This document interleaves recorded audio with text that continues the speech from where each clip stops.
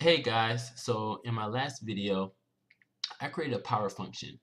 In this video, we want to analyze that power function that I created. So here you can see it says pow, integer x, integer y. So I created another program, and this is basically it here, except for I called it pow2. And instead of the y, we have n. So wherever the y was in the other function, which you can see here, that's where we're going to have an n now. And everything else is still the same, and this function still returns x to the power of n in this case as opposed to y. Now we want to analyze this function to see what's its running time. Now I've also created another power function here, and it does the same thing. It returns x to the power of n. But one of these functions running time is better than the other. So what I've done is I've created basically a for loop to put in different input sizes for the functions. So we can see for algorithm 1, that would be here, and for algorithm 2, that would be here. Now, let's see, algorithm 1 is using the pow3 function. That's these two, pow3 is this function down here, and I'm using it to analyze the running time of the power function. And I'm using pow4 to analyze the running time of pow2 function. So they're basically the same thing. The only difference is that I have a C for count here, and it's going to count how many times we are in, I want to say the loop, or how many times we call the function. And same thing here. We have a C value for every time we call the function. So the count's just going to increment by 1 each time. So again, it's the same functions, except for now, instead of us returning x to the power of n, we're just returning the count of how many times this function is being called.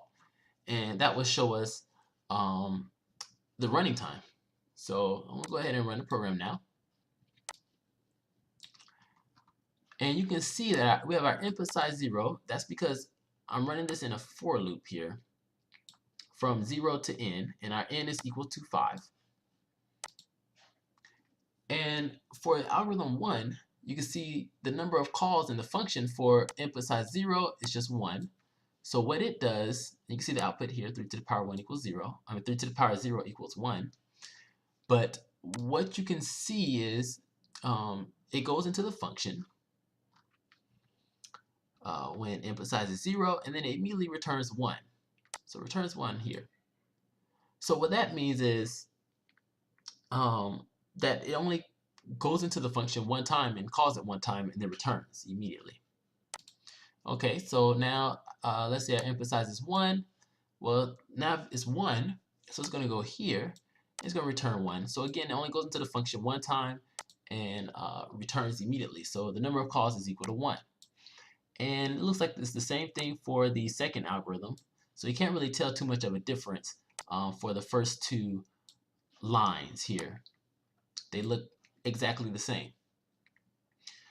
But basically, when we get to about input size of 8, you can start seeing a change. So we have 3 to the power of 8, and you can see that it only called itself 4 times for input size 8, but here it called the function 8 times for the second algorithm, or the algorithm that I had in the previous video. So what does this mean here? And what are we looking at? So this means that algorithm 1's function runs log n time. You can see if we take the log base 2 of, let's say 8, we get the number 3. And 3 plus 1 equals 4. Let's take the log base 2 of 2, and log base 2 of 2 is 1. 1 plus 1 is 2. So you can see that this is running in log n time. Let's give another example. Let's say 4 here. So log base 2 of 4 is equal to 2. 2 plus 1 is 3. So we can see that this function here is running log n time by these few examples. And let's look at the second algorithm, which is giving the same output, except for it's doing a little bit more work, right? Because by the time it gets to input size of 15, the first algorithm is only running 4 times, but the second algorithm is running 15 times. And we can see that when the input size is 1, we return 1. When it's 2, we return 2. When it's 3, we return 3, and so forth all the way down. So that means that this running time runs n times. So our input size is 15, it returns 15. So how do we actually analyze this, right? Well, that might be for another video, but basically this function here, the one that we wrote in the last video, would be t of n is equal to t of n minus 1 plus some constant.